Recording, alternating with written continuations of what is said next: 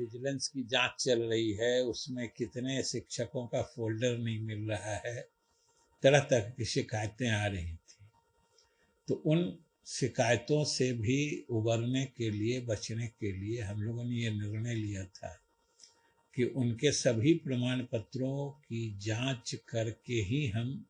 नियुक्ति पत्र देंगे, जो अभी तक का निर्णय था। लेकिन जो एक तो ये प्रक्रिया काउंसलिंग काफ़ी विलंब हुआ, ये एक तरह से दुर्योग ही था कि जो कोर्ट के कारण बाधित हुआ वो एक बात थी। दूसरी बात, इसी क्रम में कोरोना का भी 3 फेज का प्रहार हुआ, तो इन सब कारणों से लगातार बाधित होता रहा कि 90,000 से ऊपर रिक्तियां थीं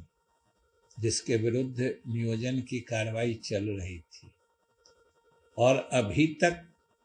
जहाँ तक नियुक्ति की कार्रवाई पूरी की जा चुकी है या काउंसलिंग का काम पूरा किया जा चुका है, लगभग 42,000, वो सही संख्या आपको हम लोग दे देते हैं, लगभग 42,000 शिक्षकों का चयन कर लिया गया है। मतलब वो नियुक्ति की प्रत्याशा में रुके हुए, जो आप लोग भी देखते होइएगा, बराबर उनके तरफ से भी मांग आती थी कि नियुक्ति पत्र मिलना चाहिए। और सच पूछते हैं तो हम लोगों को भी अच्छा नहीं लगता था कि जब नियुक्ति की प्रक्रिया पूरी हो गई है, इस बीच में प्रमाण पत्रों की जांच चल रही थी। अब उसमें प्रमाण पत्र जो 2 सबसे महत्वपूर्ण होते हैं, एक तो जो टीईटी होता है, बीटीईटी हो या जो सीईटी हो, तो उसकी जांच होती है, और दूसरे जो उनके प्रशिक्षण से संबंधित प्रमाण पत्र होते हैं। तो इन दोनों की जांच चल रही थी और उसमें ऐसा पाया गया है या ये अनुभव है कि चूंकि बीटीईटी या सीटीईटी का तो सब ऑनलाइन किया हुआ है, तो उसका हम लोग लगभग 95% तक जांच पूरा कर चुके हैं चयनित अभ्यर्थियों की, और जो बच गए हैं वो भी हम लोग 2-4 दिन में पूरा कर लेंगे। लेकिन जो प्रशिक्षण संबंधी प्रमाण पत्र हैं वो ऐसे ऐसे संस्थानों से हैं कि जो पूरे देश भर में फैले। तमिलनाडु का है, केरला का है, गुजरात का है, महाराष्ट्र का है, असम का है, राजस्थान का है। तो उन प्रमाण पत्रों के जांच में समय लग रहा है। हमने सरकार में भी और माननीय मुख्यमंत्री जी से भी विमर्श किया, तो उनकी भी इच्छा थी कि नहीं, ये जो हमारे चाहे तो अभ्यर्थी जिनका नियोजन होना है या जो छात्र जिनका अध्यापन या पठन पाठन शिक्षकों के अभाव में सही ढंग से नहीं हो पा रहा था, उन छात्रों के हित में ये नियुक्ति का काम पूरा किया जाए। तो इसी परिप्रेक्ष्य में हम लोगों ने जो दोनों तीनों बात, मुख्यमंत्री जी की भी इच्छा थी, विभाग का भी पहले से ये विभाग की घोषणा थी कि हम 25 तक करना चाहते हैं, तो हम लोगों ने इस संदर्भ में आज विभाग में उच्च स्तरीय बैठक करके महत्वपूर्ण निर्णय लिया है। और उसमें सबसे पहला निर्णय तो ये है, उनके वेतन की देयता उनके योगदान की तिथि से बनी रहेगी। लेकिन आप भी समझ सकते हैं कि अगर बिना सत्यापन किए देने में फिर वित्तीय अनियमितता और फिर रिकवरी और फिर तरह तरह की बातें आ जाती हैं। इससे उनको प्रमाण नियुक्ति पत्र देंगे और वो तत्काल योगदान भी कर सकते हैं। इस संबंध में विस्तृत दिशा निर्देश उनके पदस्थापन के संबंध में भी विभाग के द्वारा जो नियोजन इकाइयां हैं उनको दी जा रही हैं। जांच को हम लोगों ने आवश्यकता बनाया था नियोजन के पहले, उसमें संशोधन करके हम लोगों ने जो ये STET वाला या TET जो एलिजिबिलिटी पात्रता परीक्षा में जो उनकी उत्तीर्णता संबंधी जो प्रमाण पत्र हैं उसको केवल आवश्यक करते हुए जो हमने आपको कहा 95% हो गया है और जो बचा खुचा भी है वो 2-4 दिन में हो जाएगा। तो हम लोग अब बाध्यता उसी की कर रहे हैं कि जिनका भी वो हो गया है उनको हम लोग नियुक्ति पत्र दे देंगे। प्रशिक्षण संबंधी प्रमाण पत्रों का सत्यापन काम चल रहा है और आगे भी हम लोग तेजी से करेंगे,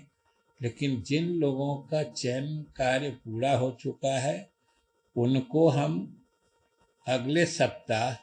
यानी 23 तारीख से हम नियुक्ति पत्र का वितरण काम शुरू कर देंगे। 23 तारीख से चयनित अभ्यर्थियों को नियुक्ति पत्र दिया जाएगा लगातार, और ये नियुक्ति पत्र जो उनकी नियोजन इकाइयां हैं उसके द्वारा, जो सामान्य रूप से चूँकि नियुक्तियां उन्हीं के द्वारा की जाती है, तो नियोजन इकाइयों द्वारा हमारे शिक्षा विभाग के अधिकारियों की देखरेख एवं उनके अनुश्रवण में उनके द्वारा नियोजन पत्र नियुक्ति पत्र दिया जाएगा और नियुक्ति पत्र प्राप्ति के साथ ही वो योगदान भी कर सकते हैं। इसलिए उस दिन से उनके सर्विस की, उनकी सेवा की मान्यता या उनका सेवा काल प्रारंभ हो जाएगा। और जिन अभ्यर्थियों के सारे प्रमाण पत्रों, खास तौर से दोनों प्रमाण पत्र TET वाली और प्रशिक्षण वाली, दोनों प्रमाण पत्रों की जांच पूरी हो चुकी है, उनका तो वेतन भुगतान भी तत्काल प्रारंभ कर दिया जाएगा। और जिनका कोई प्रमाण पत्र का सत्यापन बाकी है उनका भुगतान वो सत्यापन के पश्चात किया जाएगा। 562 फेक पाए गए TET का प्रमाण पत्र, जो ऐसे तो 920 अभी तक प्रमाणित नहीं, मतलब गड़बड़ जिसमें दोनों है, एक जो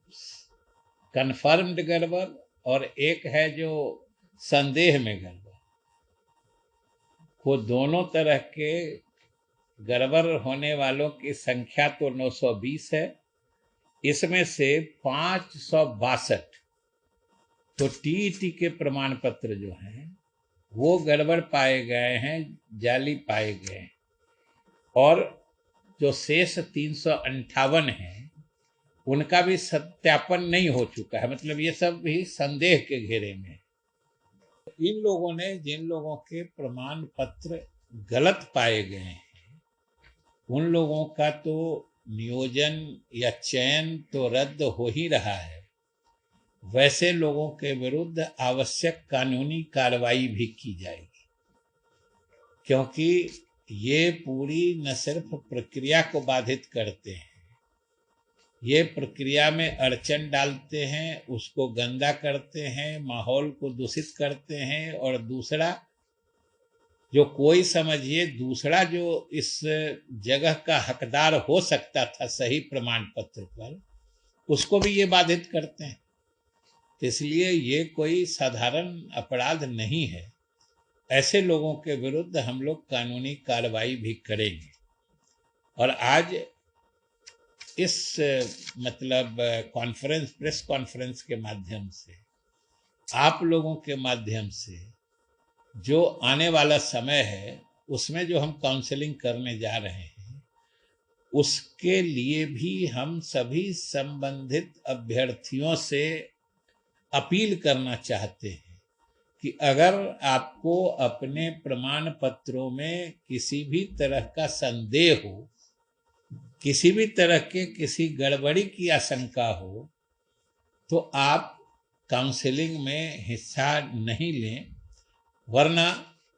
लेने के बाद जो गलत पाए जाते हैं तो जैसा हमने कहा कि उनका चयन या उनका नियोजन तो रद्द होता ही है, उसमें फिर आपराधिक जिम्मेदारी भी बन जाती है, वो क्रिमिनल लायबिलिटी बन जाती है फ्रॉड करने की। तो उसके लिए हम लोगों को फिर कानूनी प्रक्रिया में जाना पड़ता है और उन लोगों के विरुद्ध प्राथमिकी भी दर्ज करानी पड़ती है, वेदर इन मेरिट लिस्ट और नॉट इन मेरिट लिस्ट, दोनों क्वालिफाइड हैं। जब भी रिक्तियां आएंगी तो वो दोनों उसकी पात्रता रखेंगे और दोनों उसमें नियुक्ति या नियोजन हेतु आवेदन कर सके और पात्रता दोनों की बनी रहेगी। और वो तिथियां भी हम ये सब इन सब चीज़ों से जब माननीय उच्च न्यायालय से इजाज़त ले लेंगे, वो तिथियां भी हम जल्द घोषित करेंगे। तो हम डिस्ट्रिक्ट वाइज भी फिगर है कि सबसे अधिक भोजपुर में सीटीईटी जो होता है, सीटीईटी के 93 सर्टिफिकेट जाली पाए गए। इसी तरह पूर्वी चंपारण में 65 जाली पाए गए। समझिए कि जो नालंदा में सीटीईटी का 13 है, मुजफ्फरपुर में सीटीईटी का 29 गड़बड़ पाया गया है। नालंदा में तो बीटीईटी का 25 गड़बड़ पाया गया है। सिवान में बीटीईटी का 35 मतलब जाली या गलत प्रमाण पत्र पाया गया है जिन लोगों ने जमा किया है। इसी तरीके से और भी जिले का है जो कुल संख्या हमने आपको बता दिया। सबसे अधिक वाले यही लोग थे, जो 65 है पूर्वी चंपारण में, 93 भोजपुर में है